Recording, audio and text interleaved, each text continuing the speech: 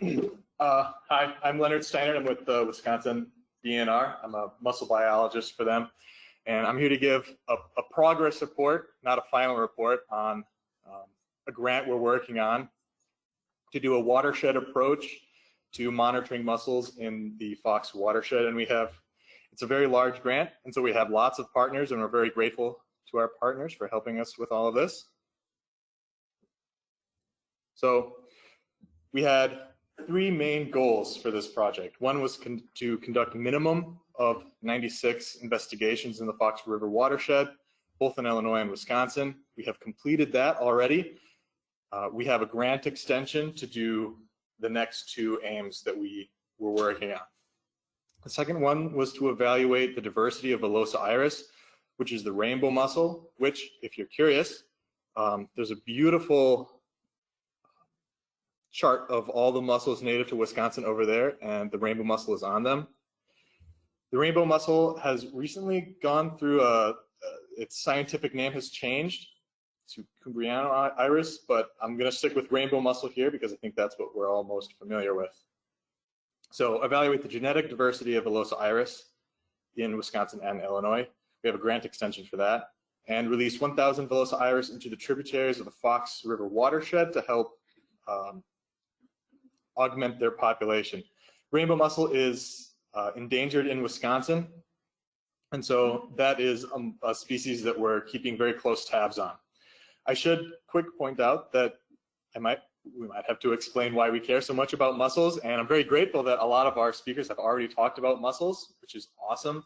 They're one of the most threatened and imperiled species or groups of species on the planet right now, and they offer lots of benefits to our freshwater ecosystems, and they're great water quality indicators, and they have a very unique life cycle, which I'll talk about a little later.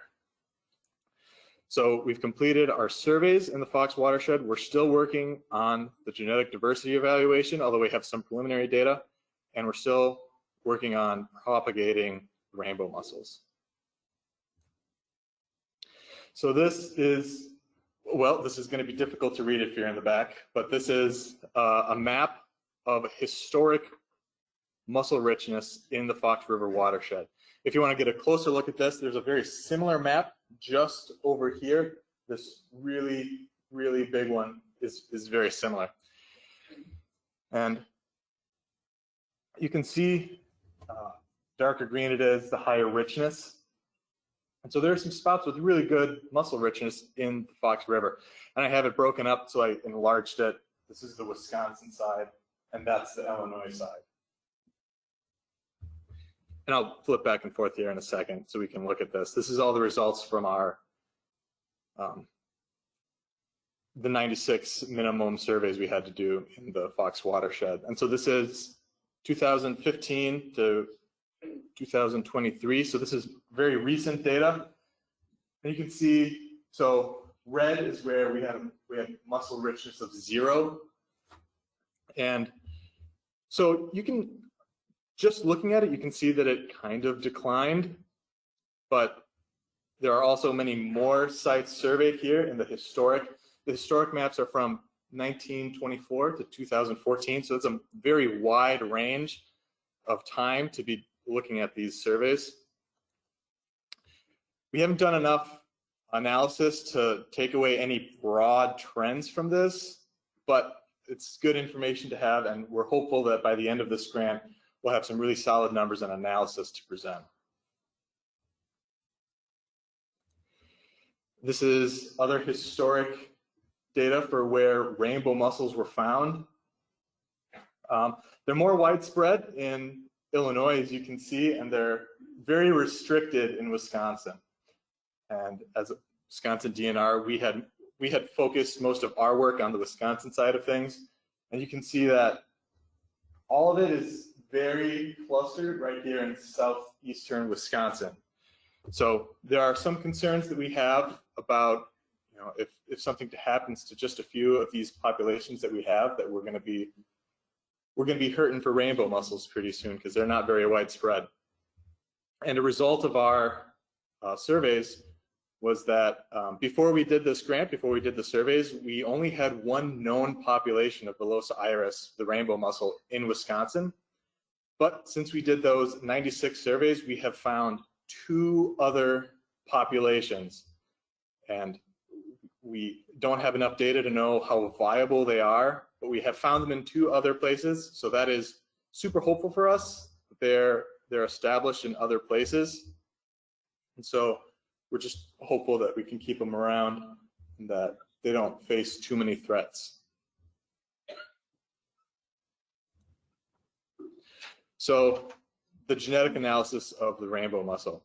This was really exciting because genetic analysis is being done on a lot of other species, but it hasn't been done on rainbow mussels yet. And so the East Branch of the Milwaukee River is where we found one of our new populations of rainbow mussels. 13 genetic samples were sent from this population to the Shedd Aquarium where they're being analyzed.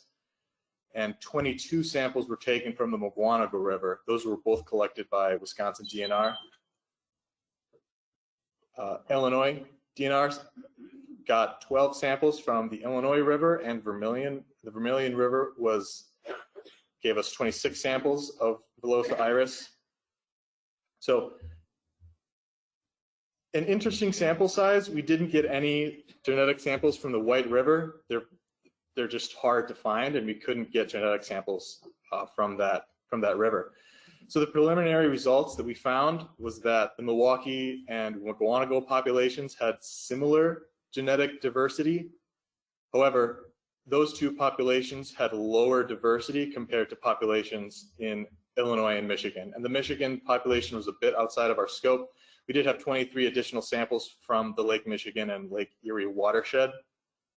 So not only are our rainbow mussels limited to very few populations, but they also have similar genetic diversity, which is less than the diversity found in Illinois. We're not totally sure what we're going to do with that information yet, but it undoubtedly will play a role in how we try to propagate these mussels, and if we do get juveniles to release, where we release them. And this is a picture of collecting. This is how we collect the genetic sample from a mussel. It looks scary. It looks like we're hurting it, but we're only keeping them open just a little bit so that we can swab them. And then we put the swabs in ethanol and send them to the shed for analysis.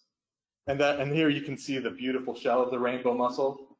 You can see it if you go to a poster over here, but it has banded rays, disconnected rays. It's the only mussel that has that distinct feature on it. So, our goals for 2024, and I'll explain these pictures in a minute, but we have our surveys completed. What we need to do is collect broodstock to propagate the rainbow mussel, and we need to, this is an additional goal we've added, is to collect video of a rainbow mussel lure. Part of the unique life cycle of mussels is that as larvae, they attach to fish as their host, sort of like how a caterpillar will make a chrysalis on milkweed.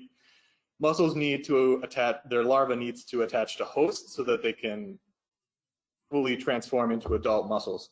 And to do that, they have a very unique behavior in which they will put out a little bit of their tissue to mimic some kind of food or something that a fish would want to interact with. Here you can see a mussel that's not Velosa iris, but you can see that it has weird stuff coming out of it. And I know that's not a very scientific term, but it is supposed to mimic a fish. And that's not the best picture I have of one, but I just collected it last year when I was looking for Velosa iris, and this is all I found. Velosa iris will produce a lure that's supposed to look like a crayfish. And the idea is largemouth bass, smallmouth bass, any larger predator fish will see that, think it's a crayfish, go in to attack it, hoping to eat the crayfish, and then it will get infested with the larva of the rainbow mussel. This is a different species. This is called a fat mucket, or Lampsilis silicoidea. And you can see, brought a laser pointer just in case. You can see that there's an ice spot right here. and along the length is a gray sort of speckled body that mimics a fish. And right here you can see that like a tail that's meant to mimic a small darter or another minnow. And this will actually flap and move around as though it is a fish.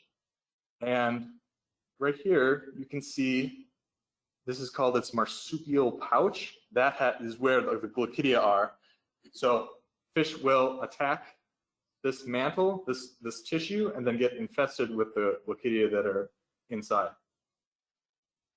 I actually, this is sort of a fun story. I actually got bit by a fish while I was trying to get a video of this. A fish was hiding under a rock, and as soon as I stuck my finger in, it was a rock bass, and it bit me. Yeah, right. And it's too bad it bit me and not the mussel. Otherwise there'd be more mussels. And this is the tool that I've been using. It's a GoPro attached to an upside down flower pot of my own design.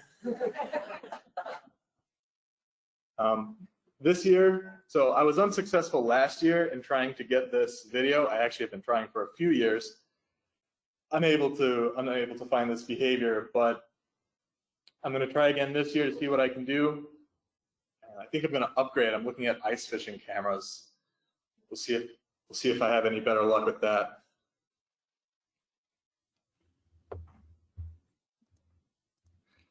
This is the closest that I got.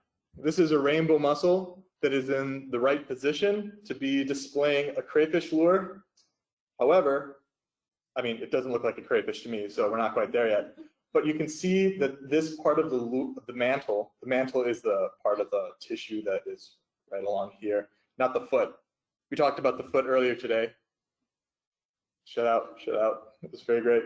But this part of the mantle has a different color, and you can see that it's barely starting to peek out.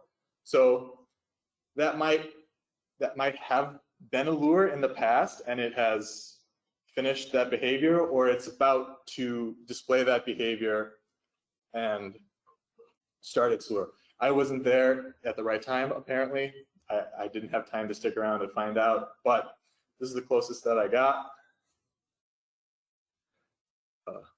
Warning, there might be a jump scare at the next slide. So this is, albeit a little bit blurry, exactly the goal of what I'm looking for is. I'm looking for rainbow mussels that are displaying that behavior. Again, we're missing the full crayfish lure. Hopefully this year I'll find a better video. But these are both rainbow mussels looking like they're about to lure, and a fish that maybe had there been a crayfish lure there, it would have interacted with it and become infested with its larva, glochidia. And then, so this next slide is just a reminder of the threats that rainbow mussels face. Dams, decreased habitat, degradation of habitat, decreased water quality, and of course invasive species. This is a rainbow mussel with a zebra mussel attached to it. And this is especially unfortunate for the rainbow mussel because the zebra mussel is about half the size of the native mussel.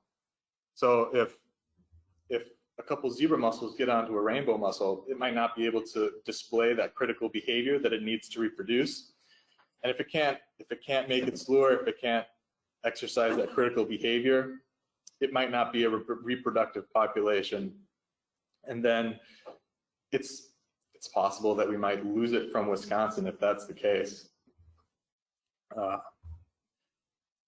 So with that, I think I have time for questions, I think, if anyone has any. Yes? Leonard, between the two, the historic and more recent, yeah. Did you look at the species that have declined? And then one other question, did you get any genetic information from the population of the western part of the state of Wisconsin? In fact, thank you for reminding me, I forgot to mention this. We think that this is a mistake. Thank thank you for pointing that out. That's a critical piece of information that I should have brought up. We think this might have been a mistake. Otherwise, I have not done the analysis to answer the first part of your question. Differences in species that have dropped off since. That is going to be answered when we make the final report, but not here in this progress report. Thank you. Oh, we got to move on. We're out of time, actually. Sorry. Sorry. Thanks so much, Leonard.